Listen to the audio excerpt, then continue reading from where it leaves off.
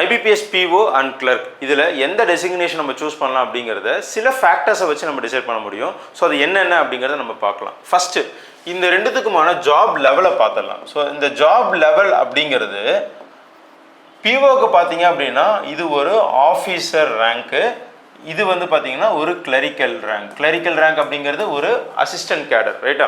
So officer அப்படிங்கிறவங்க ஒரு decision மேக்கராக இருப்பாங்க, கிளரிக்கல் அப்படிங்கிறவங்க அவங்களுக்கு அசிஸ்ட் பண்ணுற ஒரு பர்சனாக இருப்பாங்க, ஓகேவா? தென் சேலரி ரேஞ்ச் பார்த்தோம் அப்படின்னா பிஓ வந்து ஸ்டார்டிங்கே 70K ப்ளஸ் சேலரி அவங்க வாங்குவாங்க. டேக் ஹோம் சேலரி எவ்வளோ இருக்கலாம்? 70,000 இருக்கலாம் ப்ளஸ். கிளரிக்கல் பார்த்தீங்க அப்படின்னா 36K ப்ளஸ் தான் அவங்களோட சேலரி இருக்கும். ஆல்மோஸ்ட் கிளரிக்கலை கம்பேர் பண்ணுறப்போ ஆஃபீஸருக்கு பிஓக்கு வந்து பார்த்தீங்கன்னா டபுள் சேலரி. நான் ஸ்டார்டிங் சேலரியே சொல்கிறேன். தென் இந்த சேலரியில் இன்னொரு விஷயம் இருக்குது, அதை இந்த கரியர் க்ரோத்தை பார்த்துட்டு நான் உங்களுக்கு சொல்கிறேன். ஸோ கரியர் க்ரோத்துன்னு பார்த்தோம் அப்படின்னா பிஓக்கு தான் கரியர் க்ரோத் அப்படிங்கிறது இருக்கும். கரியர் க்ரோத் அப்படிங்கிறது நான் சொல்கிறது டெசிக்னேஷன் அடிப்படையில் சொல்கிறேன்.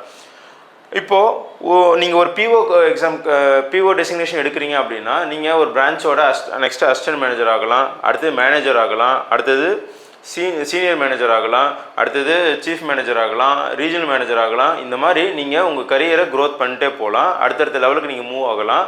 மூவ் ஆகிட்டு ஒரு கட்டத்தில் ஒரு பேங்க்கோட மேனேஜிங் டைரக்டராகவே ஆக முடியும் நீங்கள் ஆஃபீஸர் ரேங்க்லேருந்து அடுத்த டெசிக்னேஷன் ப்ரொமோஷன் எடுக்கிறீங்கன்னா.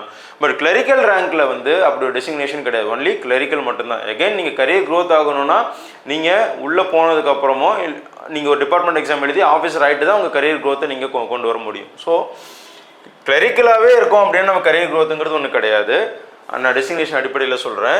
பிஓவாக இருக்கீங்க அப்படின்னா உங்களுக்கு அடுத்தடுத்த டெசிக்னேஷன் உங்களுக்கு போகும். ஸோ டெசிக்னேஷன் மாற என்ன ஆகும் அப்படின்னா உங்களோட சேலரி பேசிக் சேலரியும் அதுக்கு தகுந்த மாதிரி இன்க்ரீஸ் ஆகும். கிளரிக்கலில் என்ன நடக்கும் அப்படின்னா வருஷம் நமக்கு ஒரு இன்க்ரிமெண்ட் கொடுப்பாங்க, சேலரி இன்க்ரிமெண்ட் கொடுப்பாங்க, அது கிடைக்கும். அது எல்லா டெசிக்னேஷனுமே கிடைக்கும். பட் பேசிக் பே அப்படிங்கிறது ஒவ்வொரு கேடருக்கும் மாற்றிக்கிட்டே வருவாங்க, ரைட்டா? ஸோ அப்போது நீங்கள் ஒரு அசிஸ்டன்ட் மேனேஜராக இருக்கீங்க, அது ஸ்கேல் 1 ஆஃபீஸர்னு சொல்லுவாங்க, தென் ஸ்கேல் 2 ஸ்கேல் 3 இந்த மாதிரி அடுத்தடுத்த டெசிக்னேஷன் நீங்கள் மூவ் ஆகிறப்போ உங்களோட பேசிக் பேவும் மாறும். அதன் காரணமாக உங்களோட சேலரியும் நல்ல இன்க்ரீஸ் ஆகும். So career growth plus salary உங்களுக்கு கிளரிக்கல் டு பிஓவில் தான் ஜாஸ்தி இருக்குது. தென் போஸ்டிங்ஸ். இந்த போஸ்டிங்ஸை பொறுத்த அளவில் ஒரு பிஓ கேடர் அப்படிங்கிறது எனிவேர் இந்தியா எங்கே வேணாலும் என்ன பண்ணலாம், உங்களுக்கு போஸ்டிங் கொடுக்கலாம், ஓகேவா? ஸோ சிம்பிளாக சொல்லணும், காஷ்மீர்லேருந்து கன்னியாகுமரி வரைக்கும் நமக்கு எங்கேனாலும் நமக்கு என்ன பண்ணலாம், நமக்கு போஸ்டிங், அதாவது நம்மளோட ஜாப் வந்து அலாட் பண்ணலாம். கிளரிக்கலுக்கு வந்து பார்த்திங்கன்னா அந்த ஸ்டேட்டுக்குள்ளே அவங்க என்ன பண்ணுவாங்க, அலாட் பண்ணுவாங்க. ஸோ இதுதான் போஸ்டிங் பொறுத்தளவில் பிஓக்கும் கிளரிக்கலுக்கும் உள்ள வித்தியாசம். தென் ரோல்ஸ் அண்ட் ரெஸ்பான்சிபிலிட்டிஸ்ன்னு வரப்போ எப்பயுமே அதிகாரிங்களுக்கு தான் ரோல்ஸ் அண்ட் ரெஸ்பான்சிபிலிட்டிஸ் ஜாஸ்தி. ஏன்னா அவங்க தான் ஒரு டிசிஷன் மேக்கர்ஸாக இருப்பாங்க, ரைட்டா? ஸோ அப்போது அதை எப்படி ஹேண்டில் பண்ணுறோம், நம்மளால் அதை ஹேண்டில் பண்ண முடியுமா அப்படின்னா நம்ம ஒருத்தராக ஹேண்டில் பண்ண போகிறது கிடையாது. நம்ம டீம் இருக்கும், நமக்கு லீடு இருப்பாங்க, எல்லாருமே இருப்பாங்க. பட் சிம்பிளாக சொல்லணும்னா ரோல்ஸ் அண்ட் ரெஸ்பான்சிபிலிட்டிஸை பொறுத்த அளவில் பிஓக்கு வந்து ரோல்ஸ் அண்ட் ரெஸ்பான்சிபிலிட்டிஸ் ஜாஸ்தி compared to the clerical. So இதில் ரிஸ்க் ஃபேக்டரும் இதில் ஜாஸ்தி, இதில் ரிஸ்க் ஃபேக்டர் என்னது, கம்மி.